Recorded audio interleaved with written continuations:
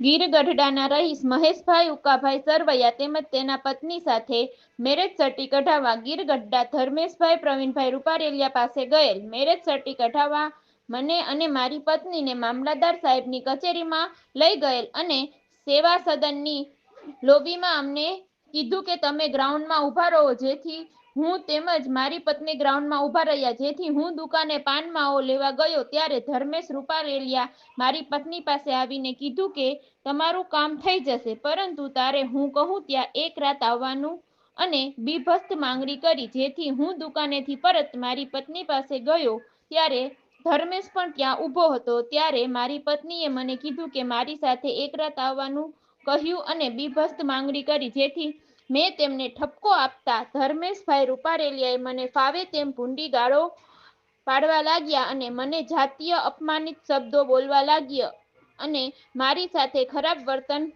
કરતા અમે ગીર ગઢડા પોલીસ સ્ટેશનમાં તેમના વિરુદ્ધ એટ્રોસિટી તેમજ છેડતીની ફરિયાદ દાખલ કરતા તોહમતદાર ફરાર થઈ જતા પોલીસે ધરપકડ કરવા ચક્રો ગતિમાન કરેલ. રિપોર્ટર દોસ્ત મોહમ્મદ હરમડિયા.